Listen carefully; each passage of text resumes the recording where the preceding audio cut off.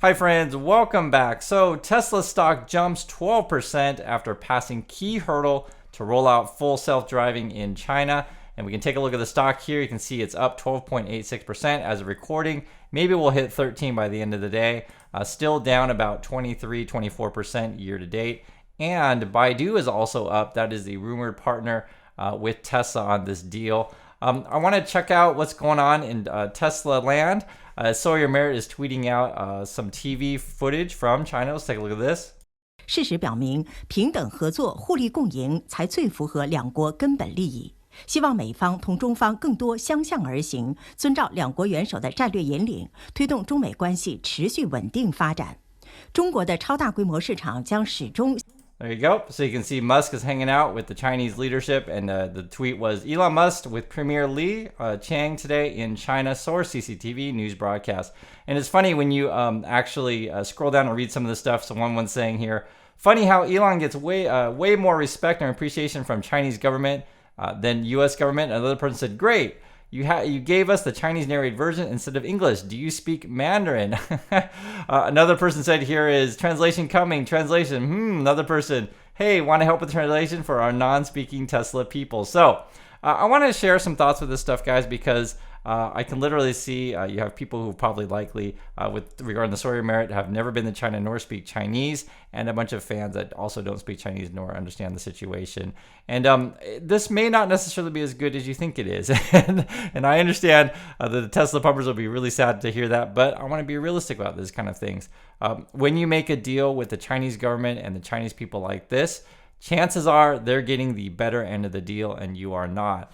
The reason why I wanted to play this video for you is one of the things that happens in these situations, and if you guys don't understand Chinese culture and doing business, when all these people show up and they're really nice to you and they're really friendly and they're really smiling, that means they got a good deal and maybe taking advantage of you, right? So everyone's like celebrating and like, oh my God, look all this money we're going to make from Mr. Musk. We sure showed him. And I understand that if you've never been in China or got these kind of deals, you don't know. Usually it's at least 51% China, 49% you. That's something that many American business people have complained about for years, that China always gets the better deal if you want to do business in China. So that is a problem. Regarding the whole full self-driving rollout in China, I want to take a look at another video and I'll give some more details about my opinion on China in a moment here. But the question I'll pose to you is this ready? Because if, for example, Tesla does, injure a Chinese national or person over there's some sort of car accident, which invariably will happen. This car accidents happen. You guys know this. How is Tesla going to handle that, and how is the PR going to be on something like that if indeed someone starts using FSD? So actually, recently, this is April 29th, 2024. So like basically right now, someone was out testing this thing, and let's take a look and see how FSD is working as of now. Looks like the lead car is turning to the right, so we're going to the left. And here we go. There's our NHTSA stop. And let's see what our traffic looks like. All right, nice aggressive creep. We do have some traffic coming. It needs to wait. Oh gosh, wait. Oh my gosh. Ouch. Okay. I'm okay. And it made the right decision. These cars are kind of going away from me. There's our gap there. It needs to go to the median. It needs to wait. Is it going to wait? Okay, my rear end is sticking out a little bit. I need to wait. Okay, these cars are going around me quite a bit. Oh, don't roll. Okay. It pre-rolled that, and it felt like it was gonna hit that car. I disengaged at the very last second. It was pre-rolling the right decision, but it was already rolling as before the car had come by me, and that did not feel comfortable. I don't know what that looked like from above, but that was about 2 seconds too early on the pre-roll right into the side of the car. Maybe it has a tolerance, but this version doesn't have my trust on that yet. Okay, I'm gonna hold judgment off here. Let's get a couple more in. So the reason why I wanted to show you guys that, because I can see clearly here it's not ready. And this is just a real thing. Someone's going to get in an accident. People have mentioned, and I'm just mentioning it again, it is kind of ridiculous that we're just letting regular people out basically doing tests on beta software out in the public that could cause an accident. This particular person seemed to be careful, but not everyone's going to be as careful as this particular person. Like, he's like really paying attention, and also too didn't seem relaxed to me. This is the kind of driver situation in the USA, and I can tell you it is much more crazy in China. I lived in Shanghai, Beijing, and Shenzhen. You got to deal with pedestrians all over the place, crazy weird overpasses. The roads are not designed very well for cars.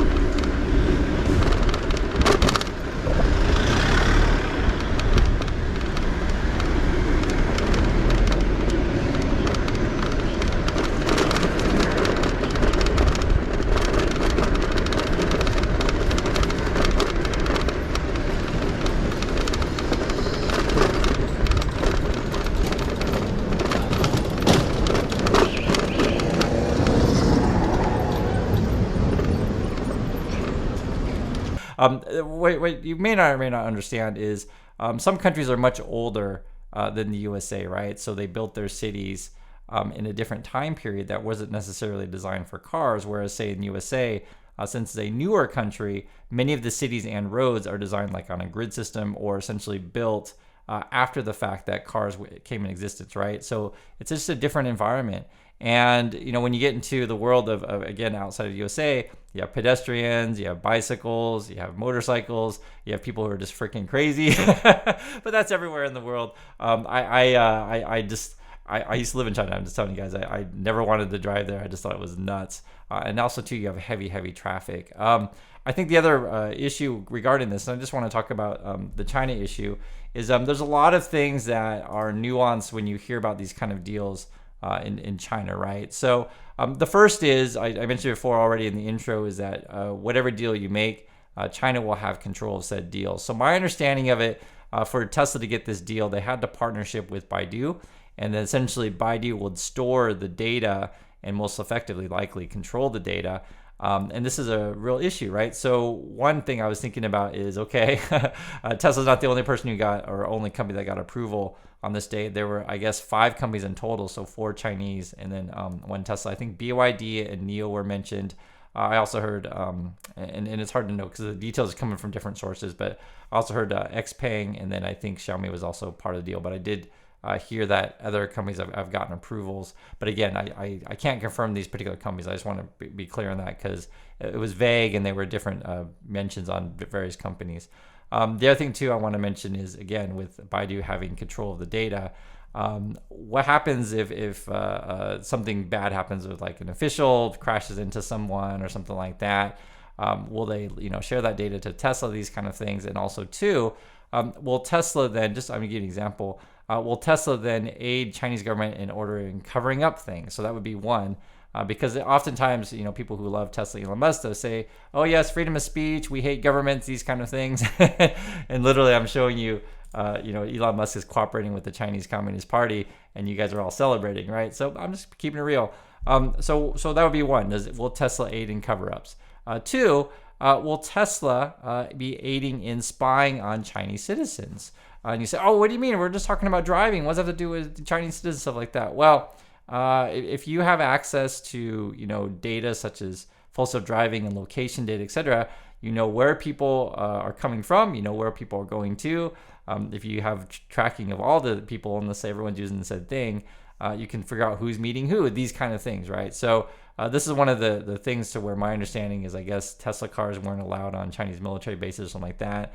They may have lifted that restriction. That's what I read in some of the articles. But does that mean essentially Tesla's giving, control, and that's essentially what it looks like to me, the data over to Baidu? Baidu is a Chinese company, and then essentially you're working with the Chinese Communist Party to do said things. So love to hear your thoughts on that regarding the surveillance and also privacy of citizens. And if you remember too, China has been cracking down on its own tech companies. So for example, when the crackdowns came on Alibaba, Jack Ma disappeared. Now, I don't think necessarily Elon Musk would disappear, but I think there is some risk for Tesla. Again, when you're working with China, that they may decide to come in and seize Tesla operations, or something bad happens and just decide to basically limit your production or limit your capacity to do business in China and effectively kick you out. Because at the moment, this is just how it is. There are many Chinese car companies there, and many government officials have financial sort of ties to said companies, so they want their companies to do well. Also, if Tesla does do well in China, you can bet your bottom dollar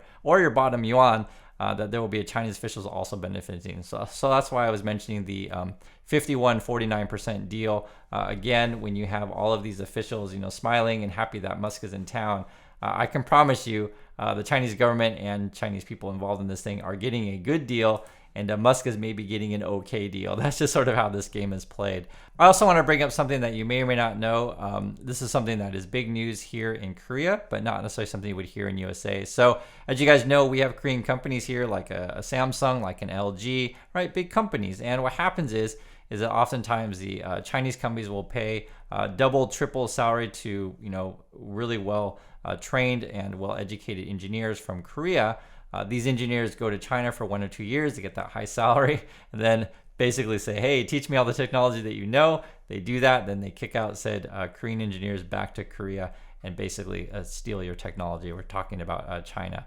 And this is just something that happens that Chinese companies do quite a bit, is they take your technology and start putting in their own companies. And that is a big risk and concern. I mentioned that in the prior video, and I'll be curious because what's going on with this is that effectively, is China then, or Baidu, I say in this example, getting a bunch of Tesla research for free and a bunch of Tesla data for free over the past 10 years? I'd like to hear your thoughts on that. And again, I wouldn't necessarily be celebrating. I understand the stock is up, but it may not necessarily be as good as you think it is. So thanks again for watching, everyone. Love to hear your thoughts on this thing. Do you think FSD is ready? I played a video for you that just came out today. And also, too, what do you think? Is this a good deal for Tesla in China? I think possibly Chinese people may buy FSD, certainly a possibility. But I do think my personal opinion is that's a long ways away, and the deal may not be as good as you think it is. So thanks again, and I'll catch you next time.